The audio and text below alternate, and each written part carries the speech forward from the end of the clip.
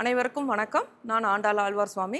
இன்னைக்கு 25வது வருஷம் செலிப்ரேஷன் பண்ணிட்டு இருக்கோம். இதில் 6வது பேட்ச் தொழில் முனைவோர்களை நம்ம அறிமுகப்படுத்திட்டு இருக்கோம்.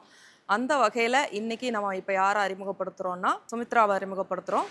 அவங்க பார்த்தீங்கன்னா மில்லட்டில் ப்ராடக்ட்ஸ் எல்லாம் பண்ணிட்டு இருக்காங்க, தொக்கு வகைகள்லாம் பண்ணிட்டு இருக்காங்க. அதை பற்றி அவங்க இப்போ வந்து பேச போகிறாங்க.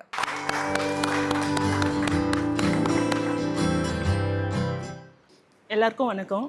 பெங்களூர்லேருந்து சுமித்ரா.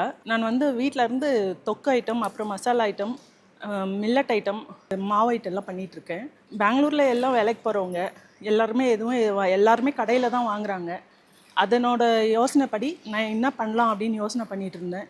அப்போ தான் இந்த மாதிரி மாவு தொக்கு இதெல்லாம் கொடுத்தா இது வந்து வீட்டில் யூஸ் ஆகும். அதுவும் இல்லாமல் ஹோம்மேடு ப்ராடக்ட்ன்றதுனால இது எல்லாமே தரமான பொருளாக தான் இருக்கும். அந்த யோசனை பிரகாரம் நான் இதை பண்ணலான்னுட்டு தான் ஹோம்மேட் ப்ராடக்டாக லட்டு இந்த இதெல்லாம் பண்ணிகிட்ருக்கேன். ஸ்கூல் போகிறதுனால பசங்கள்லாம் சரியாக சாப்பிட மாட்டாங்க. அவங்களுக்காக கஞ்சி எல்லாம் பண்ணிகிட்ருக்கோம். அவங்களுக்கு இந்த லட்டெல்லாம் கொடுத்து அனுப்பிச்சோம்னா இந்த ஸ்நாக்ஸ் டயத்துக்கு பேரண்ட்ஸ்க்கெல்லாம் எவ்வளோ பொருள் கடையிலேருந்து வாங்கி கொடுத்து அனுப்புகிறோம். இந்த லட்டு ஐட்டம்ஸ் வந்து ஒரு 15 வெரைட்டி பண்ணுறேன். அதில் ஒவ்வொரு நாளைக்கு ஒவ்வொரு லட்டு வெரைட்டி கொடுத்தோம்னா ஒவ்வொரு நாளைக்கும் ஒவ்வொரு சத்து அவங்களுக்கு கிடைச்ச மாதிரி இருக்கும். பாக்ஸில் வந்து ஒவ்வொரு லட்டாக போட்டு அனுப்பும்போது அவங்க சாப்பிடும்போது அந்த சத்து ஒவ்வொரு நாளைக்கு ஒவ்வொரு கொடுக்கும்போதும் அவங்களோட சத்தெல்லாம் ஏதாவது ஒரு விதத்தில் போய் சேரும். அப்புறம் மாவெல்லாம் வீட்டிலே காய வச்சு அரைக்கிறதால எந்த ப்ரெசர்வேட்டிவும் சேர்க்காம தான் கொடுக்குறோம். எதனால் இதை ஆரம்பித்தேன்னா என்னோடய உடம்பு வந்து நானாகவே பாழ் பண்ணிக்கிட்டேன். ஒரு 5 இயர்ஸில் என்னோடய உடம்பு என்னாச்சுன்னா ஃபுல்லாக வெயிட் போட ஆரம்பிச்சது. எதனாலன்னு பார்த்தா ஃபுல் ஸ்ட்ரெஸ் தான். இந்த ஸ்ட்ரெஸ்ஸிலேருந்து நான் வெளியே வரணும். அதுக்காக நாம் என்ன பண்ணலாம் அப்படின்னு யோசனை பண்ணும்போது தான் எனக்கு ஒரே ஒரு இது வந்தது. நாம் இதிலேருந்து வெளியே வரணும்னா ஏதாவது ஒரு பிஸ்னஸ் எடுக்கணும், ஏதாவது ஒரு தொழில் செய்யணும். ஆனால் தொழில் செய்யறது தொழிலாக செஞ்சோம் சம்பாதிச்சோன்னு இல்லாமல் அதில் நம்ம மற்றவங்களுக்கு இன்னும் நல்லது கொடுக்க முடியும், அந்த நல்லதில் எல்லோரும் பயனடைவாங்களா அப்படின்றத யோசனை பண்ணேன். மெயினாக இந்த கொரோனா டயத்துக்கு அப்புறம் தான் எல்லாருமே வந்துட்டு இந்த மில்லட்ஸு இந்த சத்தான பொருளெல்லாம் எடுக்கவே ஆரம்பித்தாங்க.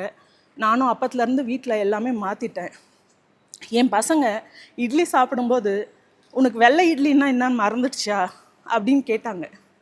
எதனாலன்னா நான் எல்லாமே ஒவ்வொரு நாளைக்கு ஒவ்வொரு வெரைட்டி போட்டு தான் இட்லி செய்வேன்.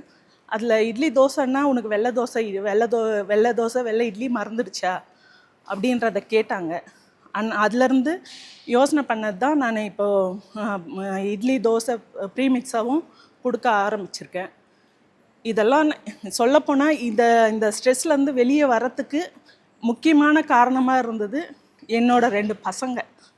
அவங்க தான் நான் இப்படி இருக்கிறத பார்த்து ஃபஸ்ட்டு நீ இதுலேருந்து வெளியே வா, நீ ஏதாவது பண்ணு. என்னோட ஹஸ்பண்டோட சப்போர்ட் இல்லைனாலும் என் பசங்க நல்லா சப்போர்ட் பண்ணி ஃபஸ்ட்டு என்னை இதில் பிஸ்னஸ்க்கு நீ பிஸ்னஸ் பண்ணு அப்படின்னு சொல்லிவிட்டு அவங்க ஃபஸ்ட்டு ஊக்கம் கொடுத்தாங்க. அந்த நேரத்தில் நான் இந்த தருணத்தில் 2 பேருக்கு நன்றி சொல்ல கடமைப்பட்டிருக்கேன். ஒன்று எனக்கு கற்றுக் கொடுத்தவங்க, இன்னொன்று இங்கே நின்று பேசுறதுக்கு வாய்ப்பு கொடுத்தவங்க. இவங்க 2 பேருக்கும் இந்த தருணத்தில் ரொம்ப நன்றி சொல்லிக்கிறேன். யாரும் என்னோடய பொருளை வேணுன்ற காண்டாக்ட் பண்ணோன்னா டிஸ்கிரிப்ஷன்லேருந்து நம்பர் எடுத்துக்கோங்க. சுமித்ரா ரொம்ப அழகாக பேசினாங்க. அவங்க எப்படி இந்த பிஸ்னஸ்க்குள்ளே வந்தாங்க அப்படின்னு சொல்லிட்டு. நிறைய பெண்களுக்கு என்னன்னு கேட்டிங்கன்னா ஸ்ட்ரெஸ்ஸுனால பிஸ்னஸ்க்கு வந்தேன்னு சொல்கிறாங்க. உண்மைதான். ஏன்னா இது வந்து இந்த ஒரு பிஸ்னஸ் வந்து அவங்கள வேற ஒரு இடத்துக்கு கொண்டு போய் நிறுத்தும் போது பல விஷயங்கள் அவங்கள வந்து மறக்க வச்சிருது. மிக்க நன்றி சுமித்ரா.